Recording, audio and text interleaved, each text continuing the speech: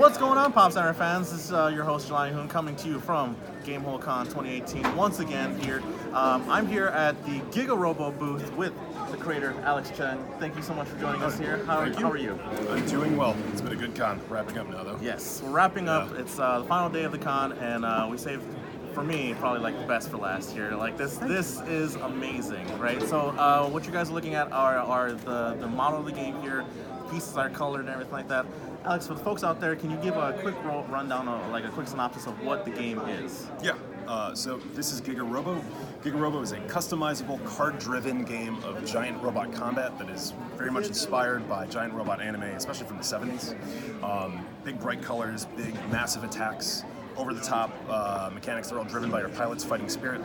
And you play all of these attacks across a fully destructible city. So every building you see, you can smash an opponent through.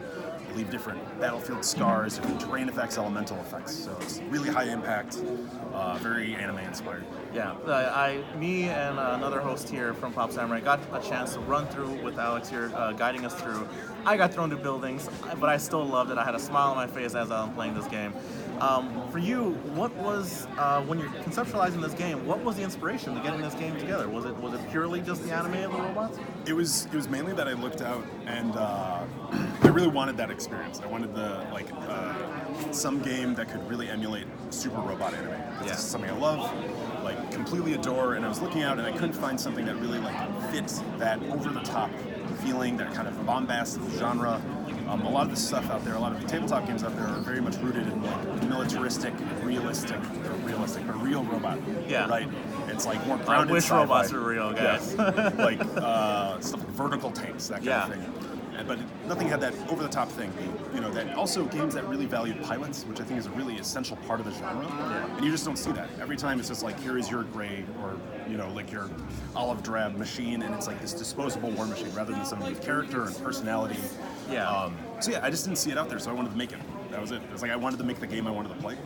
And then the main thing I started with is that I just wanted to know that, if you could see it in a super robot anime, you had to be able to do it in the game. Yeah. And that was top down how we designed it. Yeah. We wanted to make sure you could emulate anything you would see in an episode. Yeah, I found myself when playing through it, I really just wanted to shout out all my attacks like they would in the anime or something like that. And it really brought me back to the old days of the 90s, going through watching some of those old super robot animes, and this really captures that. I feel like. Congratulations for that. Thank you very much. Going through and demoing it to different cons and everything like that, how you felt like the reaction has been for the game? The reaction has been awesome. I mean, people are, especially if there's people who are uninitiated in the genre, who just dive into the mechanics and they just get really excited that they can smash people through block after block of buildings and things like that. People do really like how back and forth it is, and how responsive it is, and that they don't have to really wait for their turn to be able to be in on the action. And then also the fans of the genre. That's one of my favorite things, is seeing somebody who's also obviously wanted this kind of game to be out there, and then they'll see it and their eyes will glitter and they'll be like, do you have this thing in the game, or do you have this thing that's similar to Macross, or do you have this thing that's similar to Mazinger Z, that pays homage to it, and then I'll be able to tell them yes, you can do that. There is a robot that fires its fists off and can punch an opponent across the battlefield. My lord, yes. And then it's getting to meet other fans that wanted the same thing that I did, and then being able to share it with them has been really awesome and rewarding. So yeah, the reception's been great at the cons. Nice. So besides the 1v1, how many players can you go up to, a la teams and stuff like that? In the core set you can do 2 to 4 players, and then with expansions you can go to 2 to 6, and it's either 1v1, team play, or free for all. Nice.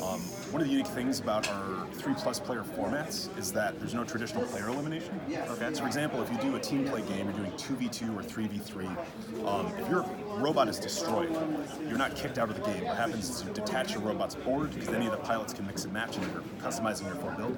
You detach your robot board, you get rid of your robot's cards, and you choose a teammate's robot to co-pilot. Okay. And the idea is that your pilot ejects, you land into their robot, and then you're controlling it together. So that you're still playing in the game, you're still involved, and also the remaining robots on that team are getting more and more powerful because you have your combined pilots' abilities and resources all surging together. That's really cool. And then the free-for-all, same thing. No opportunities for you get kicked out of the game and have to watch your friends have fun. And free-for-all, what happens is that the game ends when the first robot is destroyed, and then the robot who has the highest remaining percentage of armor is the winner. Okay. So it's kind of like a king of the hill type of format. So try to stay alive and not get Yeah. destroyed. You Right. check, you like opponents are checking and balancing each other out as you play to make sure nobody's getting too far ahead Yes. in that race. That's really cool. That's awesome. Thanks. So right now the game's not readily available yet. It's in production right now. As you said, right? It's in manufacturing. We're manufacturing overseas. We're being given a window right now where their manufacturer's estimating December to January. January. The run will be complete. Okay, so you'll probably be like folks at home if you're like, salivating over this like I am. Like this will be released probably early 2019 January, probably by around that window. And so this is awesome. You like looking at it, and now it's going into manufacturing and everything like that. Do you have like any future goals of like things you want to do with it? Oh yeah. We have another pilot, another expansion in the works right now. That's a kind of variable form mech where you have 3 different like modes it can go into. Nice. That all of its cards are kind of dependent on those modes, and it changes its stats on the fly. That's almost done in development, and then I'm hoping to be able to get it out of the market with 3 different miniatures that go along with it. So every time you swap out, you can actually change your miniature. And then we have a big box expansion that's been in development over the last year. That's going to be Giga Robo versus Giga Kaiju. I don't know when that'll hit. I don't know when that'll hit. You said the magic word. Everybody always asks me immediately. They're like, "Are you going to have Kaiju? Are Kaiju going to be in it?" I mean, like that's been the plan from the very beginning. So we actually have like a full backstory for all the pilots and all the robots and the world itself. So and we hold our narrative like the narrative is very important to us. So there is kind of like chapters in the story. So Giga Robo versus Giga Kaiju is kind of chapter 2 of the Giga Robo story. Oh, man. You'll see the pilots in different places and stuff like that. Oh man, my That's social a little security weird. number is just take all my finances right now. Take everything. This is awesome. I'm really glad. And then, again, now we're gonna expand. Like you're thinking of like Kaiju now for episode 2 and everything like that. Like this is. I'm smiling. My cameraman is smiling right now. I can't wait for this. For people who are at home and want to find out more information about everything that you have here, where can they go? Like, what's the best place for them to go? The best place to go is going to be gigarobo.com. If you go to gigarobo.com, you can actually do pre-orders. We're going to be doing discounted pre-orders up until the date of shipping. You can also go on our site. We have a free up to 4-player demo on Tabletopia. They can jump in absolutely free. There's also, if you go to the media section on our website at gigarobo.com, there's full battle reports that are fully animated with motion graphics. And then also, there's always, you can always check out the Kickstarter updates, Kickstarter comments.